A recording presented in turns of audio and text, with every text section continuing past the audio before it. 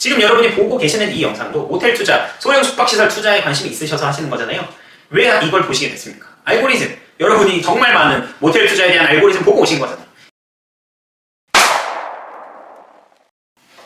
네, 안녕하세요. 정품의 맛 양태광 변호사입니다. 드디어 본 영상으로 찾아뵙게 됐습니다. 오늘은 소형 투자, 소형 모텔 투자 절망편.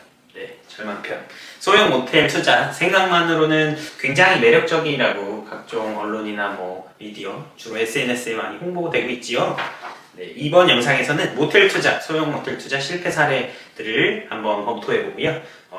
이 사례를 통해서 비슷한 방향으로 모텔 투자를 검토하고 계신다거나 투자를 권유받으셨다면 투자의 정보들에 대한 진실인지를 꼭 한번 점검해 보시기 바라겠습니다. 자, 첫 번째 사례 시작하겠습니다. 첫 번째 사례입니다.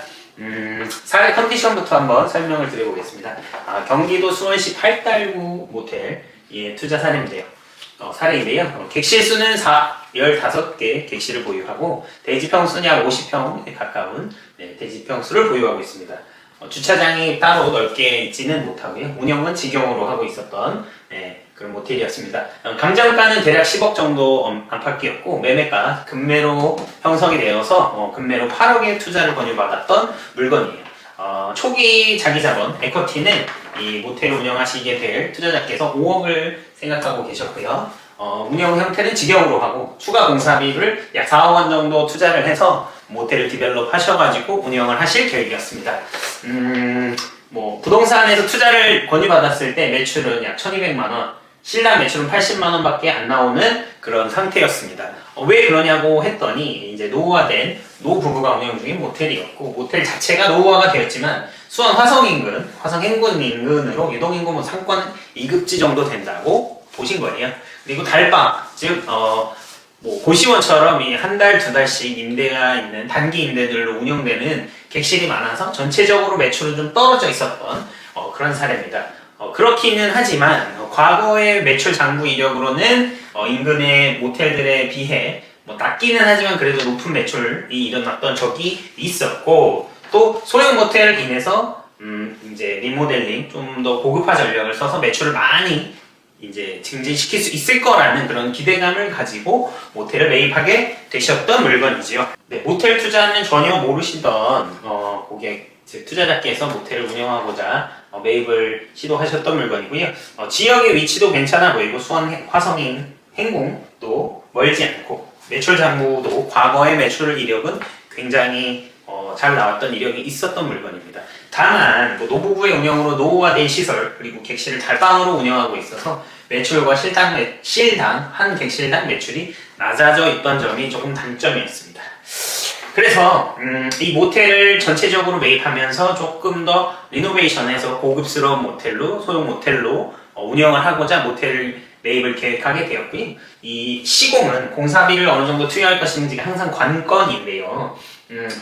여기서 이제 가장 큰 문제가 있었던 점이 모텔 전문 시공업체가 아니고 인테리어나 또는 그냥 일반 근생 업체를 전문으로 하던 그런 업체, 리모델링 업체에게 턴키로 이제 계약을 하게 됩니다. 이게 일단은 기본적으로 공사비를 어느 정도 낮추는 효과를 가지고 올 수는 있지만요. 어떤 점이 문제냐면 바로 여기서 나타납니다. 전체적인 리모델링의 경우 모텔 전체 동선이나 편의시설 등을 잘 아는 업체가 설계를 맡고 그에 따른 시공이 되어야 우리가 소위 말하는 악유가 맞는다고 하죠. 추가 비용이 들지 않고 추가 견적이 없습니다. 그런데 이 시공사, 즉 모텔 시공이 많지 않거나 혹은 모텔 시공이 조금 있는 업체가 설계까지 대략 해서 가설계를 통해서 전체 시공을 하면서 비용을 낮춰주겠다고 하시면 사실은 추후에 발생하는 동선이나 설계에 디테일하지 못한 부분 때문에 공사비가 굉장히 늘어나거나 또는 공사 기간이 늘어나는 그런 단점이 생길 수가 있겠죠. 해당 수원시 팔달구에 있던 모텔이 그런 실제적으로 그런 대표적인 사례였습니다. 시공사를 통해서 설계를 같이 하게 되고 이 설계가 미진하면서 나중에 나오는 이 실패의 이유에서 보게 되겠지만요. 배관, 오래된 노후 배관이나 소방 부분이 조금 디테일하지 못했습니다. 애초에. 그래서 예상치 못했던 공사비가 실제로는 훨씬 많이 투여하게 되었습니다. 자, 결국 필요 자금 내역을 한번 정리를 해보자면요. 총 8억의 매매 대금을 가지고 뭐 취등록세부터 중개수수료 약 5천만 원, 리모델링 초기 예상금이 2억 5천 정도, 약 11억 원을 예상했고요. 그리고 총 자금 조달을 내역은 기본적으로 초기 자기 자본 에쿼티라고 표현한 5억, 대출금 6억을 가지고 총 11억, 즉 캐시 인, 캐시 아웃을 가지고 맞춰놨습니다. 자금을. 자, 이런 상태에서 자, 이 모텔의 실제 운영과 실패 사례를 한번 들어보겠습니다. 이 모텔이 가장 크게 실패했던 두 가지 이유가 바로 초도에서 말씀드린 설계와 시공에 대한 분리가 불분명했던 점이에요. 그러니까 설계가 제대로 이루어지지 않는 상태에서 시공업체의 말만 믿고, 그리고 그 시공도 모텔을 전문으로 한 시공업체가 아니라 가격을 좀 낮추기 위해서 모텔 전문적인 시공업체가 아닌 뭐 예를 들어서 근린생활 시설이나 주택을 리모델링하는 업체에게 견적을 받고 의뢰를 했더니 모텔은 노후화된 배관, 소방시설들이 가장 문제가 됩니다. 이 문제를 제대로 파악하지 못하고 추가 공사비가 천정부지로 솟게 되는 거예요. 천정부지로 솟게 되니 2억이나 더 추가 공사비를 들여서 계속 리모델링을 진행할 수밖에 없습니다. 이유가 뭘까요? 이미 모텔에 매입했고 리모델링을 위한 허가를 받으면서 물건을 막상 뜯어보니 이것저것 손봐야 될 게 너무 많아요. 중간에 스톱을 할 수가 없습니다. 그래서 추가 공사비가 훨씬 더 많이 들어가는 그런 현상이 이루어질 수밖에 없게 된 거죠. 두 번째는 이따가 이제 저희가 한번 더 살펴보겠지만 상권의 분석이 조금 제대로 이루어지지가 않았어요.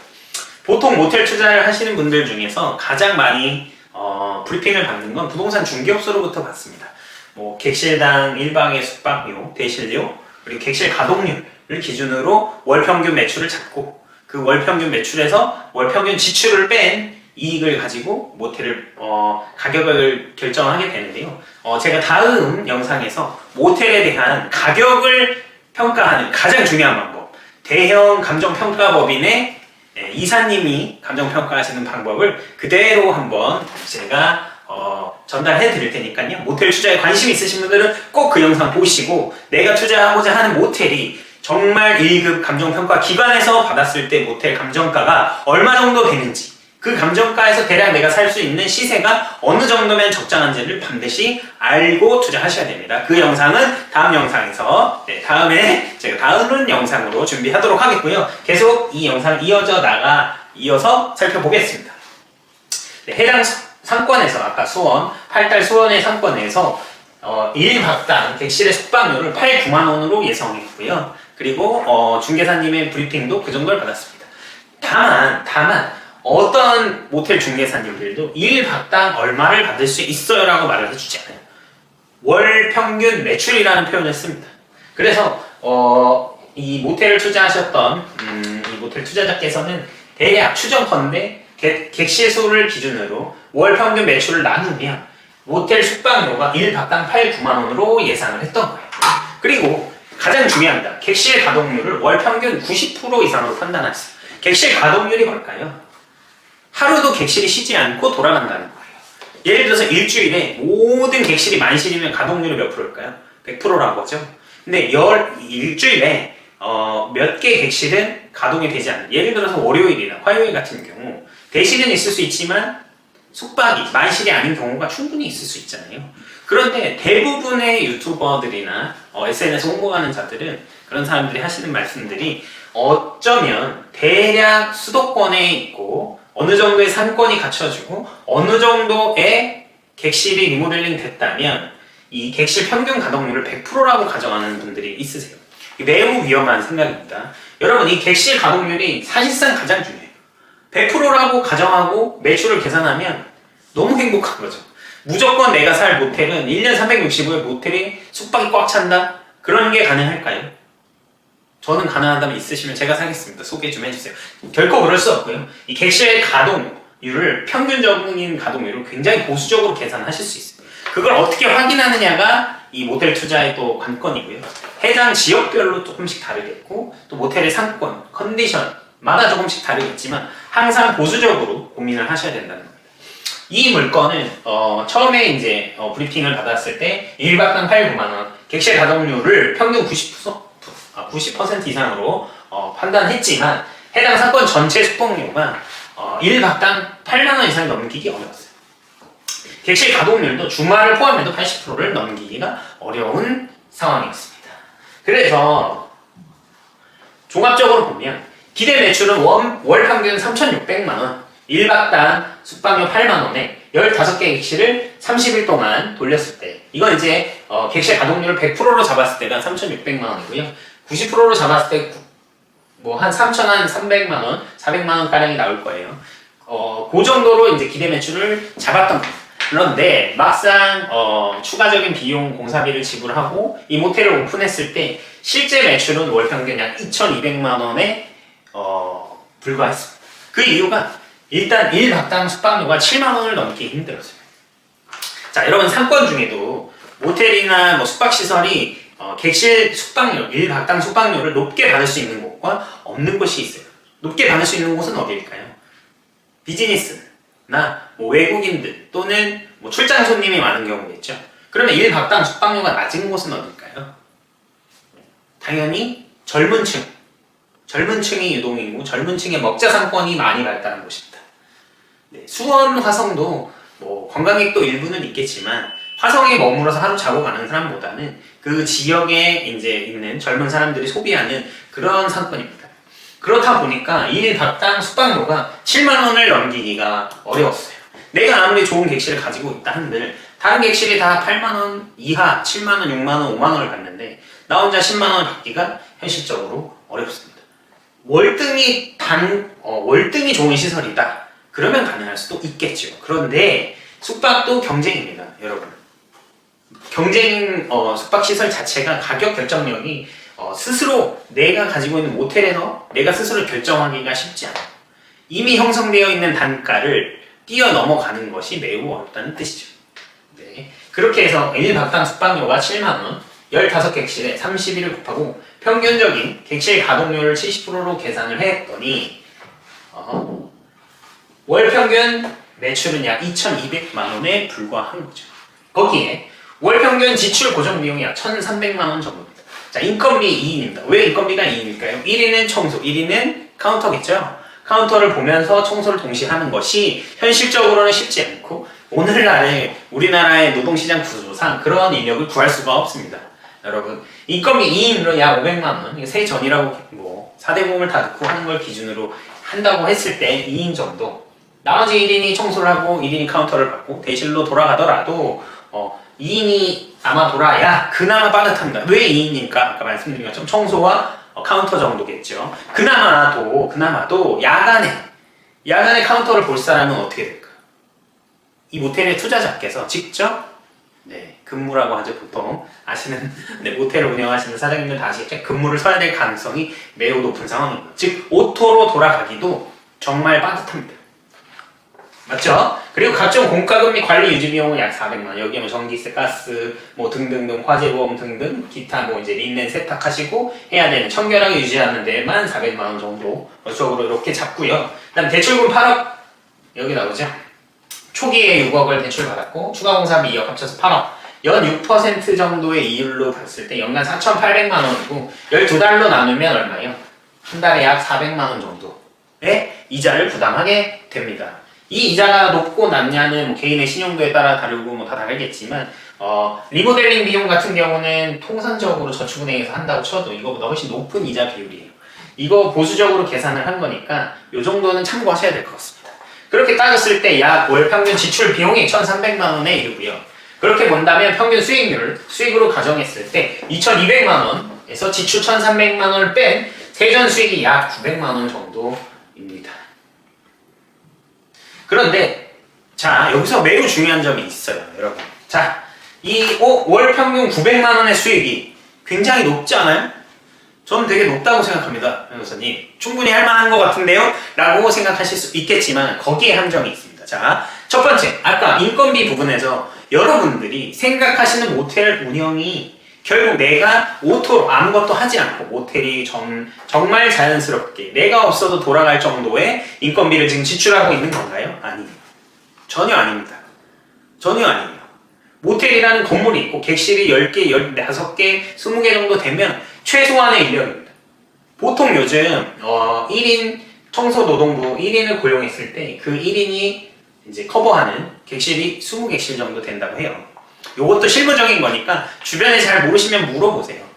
이게 시세고요. 이게 바로 한국인 평균 근로자로 계산하는 것도 아닙니다. 외국인 근로자를 고용했을 때 1인이 20객실 정도를 대실 포함해서 숙박을 치운다고 해요.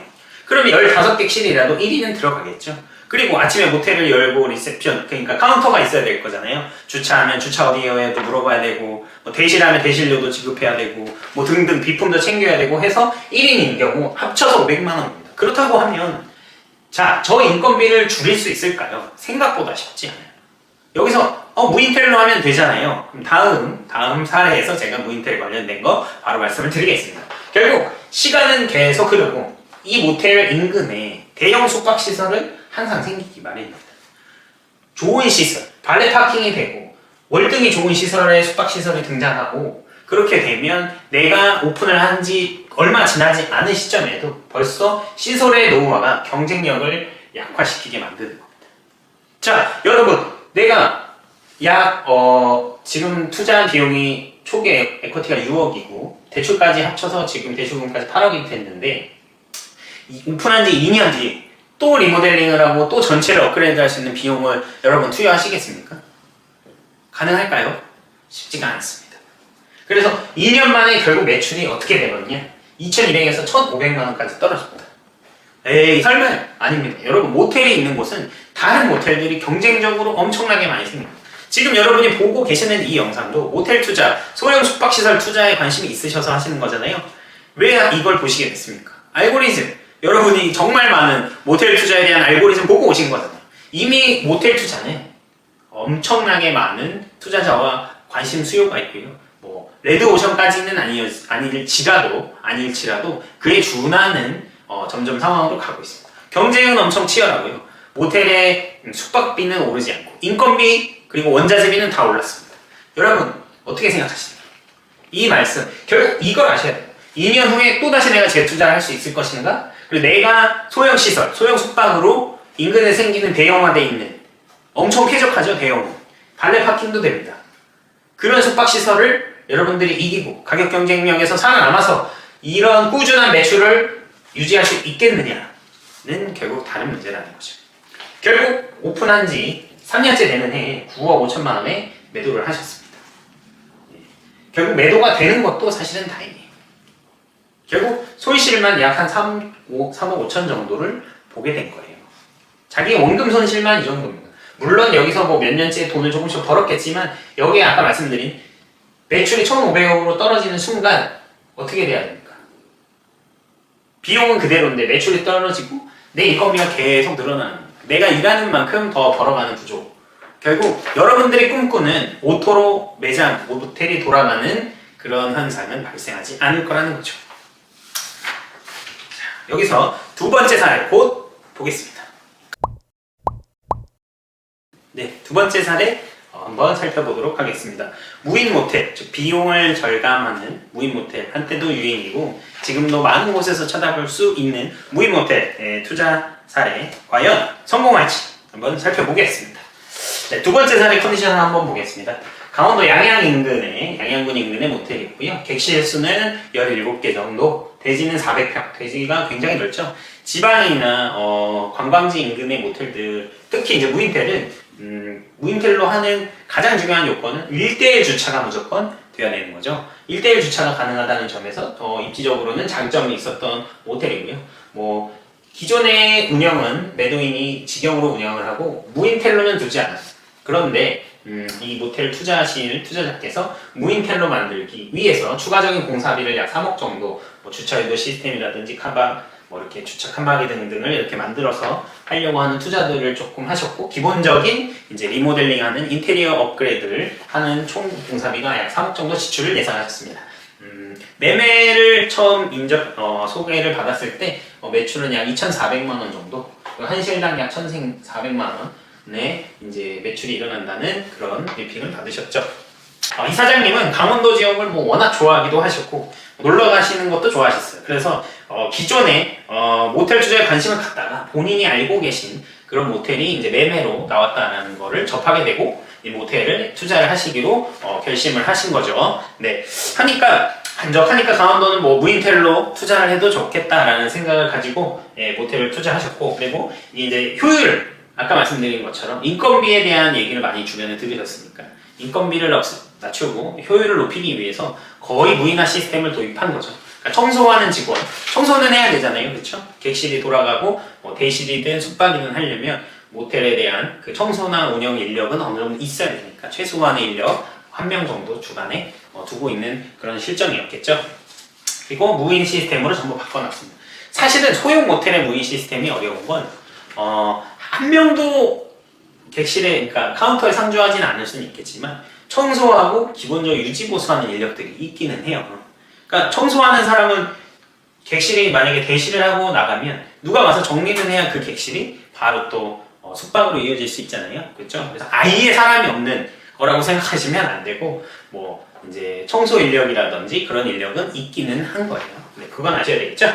자, 그래서 무인 모텔에 대해서 충분한 시장 조사를 했다고 나름 평가를 하시고 이 모텔에 대한 투자를 검토하셨습니다. 감정가는 13억 원, 네, 모텔에 대한 감정가, 그리고 매매가는 11억 원. 대부분은 여러분 부동산 투자하실 때 뭐 아파트는 감정가가 뭐 매매가하고 크게 의미가 없겠지만 뭐 다른 부동산, 특히 수익형 부동산은 감정가 매매가의 어떤 근사치를 가지고 가격을 결정하게 됩니다. 그런데 여러분 모텔 투자에 대해서 여러분들이 감정을 직접 하실 수 없다 보니까 여러분이 브리핑을 받는 그 가격이 실제로 의미한 가격인지를 판단하는 게 중요하다고 아까 말씀드렸잖아요. 그 방법에 대해서는 제가 다음 영상에서 내가 사고 싶은 모텔, 대체 이 모텔의 감정이 얼마 정도일까라는 거 꼭 알고 접근하셔야 됩니다. 따라서 이 모텔의 감정은 13억이었고 매매가는 11억의 제안을 받았습니다. 초기 자기자본 에코티는 약 7억 정도를 보유했고요. 이 모텔 시설은 지상 2층에 엘리베이터는 없고 모텔 부지가 넓은 대신 1대1 주차가 가능한 정도의 주차 시설이 나오는 그런 장점이 있었죠. 시설의 노후가 많이는 없지만 기본적인 리모델링하고 무인텔로 운영하고자 하는 추가 시설이 필요한 상황이었어요. 무인텔 운영과 조건에 맞는 업체로 잘 선정을 해서 시공하셨고 설계도 무인텔 운영에 맞는 설계, 동선이랄지 이런 부분들을 잘 맞게끔 설계를 해서 시공을 마쳤습니다. 모텔에 대한 캐시 인, 캐시 아웃을 한번 정리해 보겠습니다. 자금, 필요 자금은 뭐 모텔 매매 대금 총 11억이 필요했을 거고요. 각종 세금 수수료, 취등록세하고 부동산 중개 수수료 정도입니다. 자질한 비용들은 여기에 다 포함하지 않았어요. 한 6천만 원, 리모델링 예상금 3억, 약 15억에 필요한 금액을 가지고 캐시아웃을 가지고 조달은 자기자금 에쿼티 7억, 대출 8억에 약 15억에 이제 캐시인을 넣어서 아웃을 시켰잖아요. 이제 이렇게 해서 필요 자금을 맞춰 놓은 겁니다. 네, 요 자금 내역은 제가 디테일하게는 설명하지 않은 이유는 이 안에 대출금 안에는 기본적으로 매입 자금 그리고 리모델링 자금들이 다 있기 때문에 그런 것들은 좀 나눠서 파악을 하면 좋은데 그것까지 하면 너무 디테일해지고 길어지니까 제가 이 정도로 설명을 하는 걸로 마무리를 짓겠습니다. 자, 이 양양 무인텔 결과적으로는 실패했습니다. 이유가 뭘까요? 여러분 두 가지였습니다. 첫 번째, 무인텔 결국 의사소통을 안내하는 카운터에 직원이 없는 거예요. 자, 고객과의 소통의 부재입니다. 양양이든 이런 외계 관광지나 명소 같은 경우에는 사실은 당일에 와서 숙박을 하는 게 목표이기도 하지만 이 관광지를 둘러보고자 함에 있어서 짐도 있고 각종 필요한 것들이나 그런 이제 대면 서비스를 요청하는 경우들이 있는데 아무래도 이제 무인텔이다 보니까 사실은 이 대면 서비스가 불가능한 거죠. 안내번호를 남겨놓았다고 하더라도 전화를 하루 종일 365일 기다려서 받을 수 없는 이상 이 서비스, 즉 상주하지 않는 거에서 발생하는 대면 서비스의 부재가 굉장히 큰 불편함으로 느끼질 수가 있습니다. 요거와 관련해서 에어비앤비는 대면 서비스가 아닌데도 충분히 잘 되어 있잖아요. 에어비앤비와 여러분 소형 모텔이 같다고 보면 같은 점이 있지만 다른 점이 분명히 있습니다. 단적으로 에어비앤비를 이용하는 분들은 좀 더 젊은 사람들, 내가 소통이 사실은 SNS든 문자든 에어비앤비 앱을 통해서 하는 게 편리한 사람들이 대부분 이용을 하시는 거고요. 이런 소형 모텔이나 관광지에 있는 부분들은 그런 시스템보다는 주로 대면 프론트에 전화를 해서 물어본다든지 아니면 입구에 들어갔을 때 물어본다든지 이런 게 필요한 분들이 꽤 있거든요. 그렇기 때문에 이렇게 대면 서비스를 요청하고 싶은데 요게 이용객이 이제 이런 불편함이 많아서 이용객이 늘지 않는 그런 문제점이 있었습니다. 두 번째, 여러분 이거 아무 데서도 어떤 영상에서도 소개를 하지 않는 것 같아요. 저마다 모텔 투자의 장점, 인건비를 줄일 수 있다, 무인텔로 만들 수 있다, 뭐 이렇게 얘기를 하지만 사실상 무인텔의 가장 치명적인 단점에 대해서 얘기하지 않습니다. 그게 바로 아까 고객과의 소통 부재고요. 두 번째, 가장 치명적인 단점일 수 있다는 게 바로 미성년자의 혼숙에 관한 문제입니다. 이 미성년자 혼숙에 관한 문제는 어디서 많이 발생하느냐? 사실은 먹자상권, 여러분들이 알고 계신 수도권의 뭐 부평, 부천, 뭐 성남도 그렇고요, 홍대, 강남 할 거 없이 전부 다 문제가 됩니다. 법 개정으로 2017년에 인해서 청소년 혼숙에 대한 무인텔의 어떤 그 영업정지 사유가 더 많이 늘었고요. 그 영업정지로 인해서 모텔이 운영을 못하게 되는 경우들이 굉장히 많이 늘었어요. 실제로 모텔을 많이 운영해 오셨던 경험이 많으셨던 모텔 1, 2세대 운영자들, 투자자들께서는 무인텔에 굉장히 회의적이십니다. 무인텔에 회의적인 분들이 많아요. 이유는 뭘까요? 아까 이 두 가지입니다. 결국 청소년 혼숙에서 오는 이 문제는 에어비앤비도 자유로울 수 없습니다. 결국 누군가가 신고를 하든 단속이 나면 이 청소년 혼숙에 대한 내가 최선을 다해서 그들이 청소년이 아님을 확인했다는 게 입증이 되지 않으면 결국 무인텔은 기계거든요. 키오스크로. 그걸 어떻게 다 확인할 수 있느냐. 그게 문제인 겁니다. 그래서 이 사례 같은 경우도 무인텔 직원이 상주하지 않고 미성년자 혼숙에 대한 예방 조치가 어려웠는데 어떤 젊은 그때만 해도 아마 이제 19세가 수능 치고 온 그런 나이였는지 그랬던 것 같아요. 인근의 식당에서 이제 수능도 끝나고 뭐 소주도 한 잔 먹고 그리고 이제 혼숙을 하러 들어갔다가 인근 식당의 신고로 인해서 이제 단속이 됐죠. 그러니까 영업정지 1개월로 끝나게 됐지만 사실은 1개월, 2개월 그러니까 초범에 할 수 없죠. 처음 단속인 경우에는 1개월, 2개월이 맞는데 여러분 1, 2개월만 단속을 맞아도 엄청난 파급 효과가 생기게 됩니다. 이 영업정지로 인해서 결국 이 모텔은 문을 닫았어요. 왜일까요? 자, 영업정지 앞에서 오는 뭐 기대 매출, 실매출이 일부 차이가 있는 거는 당연하고 그 다음에 가장 중요했던 건 영업정지 1개월로 인한 손실이 일단 어마어마해집니다. 앞뒤로 1개월이니까 뭐 사실상 매출은 없을 거고요. 고정비는 발생했을 거고 그리고 이걸 다시 유인텔로 변경하는 것도 굉장히 어렵지만 이 계속적인 신고와 단속에서 이제 우리가 자유로울 수 없고 어떤 면에서는 이제 조금 문을 닫게 되면 다시 영업을 재개하는 게 생각보다 쉽지가 않습니다. 그리고 이제 여기도 똑같습니다. 이제 숙박은 객실당 뭐 6만 원으로 뭐 이제 브리핑을 받았던 데는 같지만 이 관광지 특수상권은 사실 객실 가동률의 편차가 엄청납니다. 뭐 코로나라든지 어떤 내수 시장의 타격으로 인해서 원거리에 있는 그런 관광지 같은 경우는 객실 가동률이 정말 천차만별이에요. 뭐 어떤 사람들은 뭐 요즘 뭐 핫하다는 뭐 어디를 가면 뭐 객실 가동률이 100%라 하는데 제가 첫 번째 사례에서도 말씀드렸지만 세상의 어떤 숙박시설도 객실 가동률이 100%일 수가 없어요. 뭐 특정한 날은 있을 수 있겠죠. 뭐 크리스마스든 뭐 어떤 그런 기념일이든 뭐 기념일이라고 하면 뭐 개인의 기념일이겠지만 대개는 뭐 크리스마스, 새해 해돋이 뭐 그리고 여름휴가쯤이겠지만 그것들을 벗어난 일반적인 뭐 평일, 뭐 월, 화, 수 객실 가동률이 100% 나온다? 누구도 장담할 수 없고 실제로 확인할 수도 없습니다. 결국 이 객실 가동률을 고정 변수로 놓고 보면 보수적으로 파악을 해야만 여러분들이 손실을 보지 않으실 수가 있어요. 그래서 결국 여기에도 실 매출과 월 기대 매출의 차이로 인해서 평균 지출 고정 비용은 인건비를 줄이는 것으로 어느 정도 해결은 받았다고 하지만 크게 늘어날 수가 없었던 거예요. 그리고 세전 수익이 뭐 약 900만 원 정도 나오시지만 아까 말씀드린 것처럼 영업정지 1개월로 인한 손실 어마어마하게 크겠죠. 여기서 뭐 말하는 것처럼 뭐 1000만 원밖에 안 되지 않아 이렇게 생각하실 수 있지만 이게 인근 상권에서 오는 타격도 있고 내가 이 영업을 하지 못함으로 인해서 사실은 뭐랄까 멘탈이 흔들리는 부분이 굉장히 많아요. 그리고 단속에서 계속 자유로울 수 없는 부분들 그런 부분들이 있고요. 이게 한 번 이런 일이 생기면 또 2번, 3번 단속이 되는 경우들이 있거든요. 그럼 처음에 한 달 영업정지를 받고 나중에 3달 이렇게 받으면 사실상 이 매장은 문을 닫게 됩니다. 그러니까 결국 영업시장 1년 6개월 만에 약 10억 원의 매도를 하면서 손실만 약 5억 원에 추정되는 그런 영업손실을 본 사례입니다. 자, 소형 모텔 투자가 물론 잘하면 좋을 수 있습니다, 여러분. 무조건 다 안 된다, 무조건 망한다 이런 뜻은 아니고요.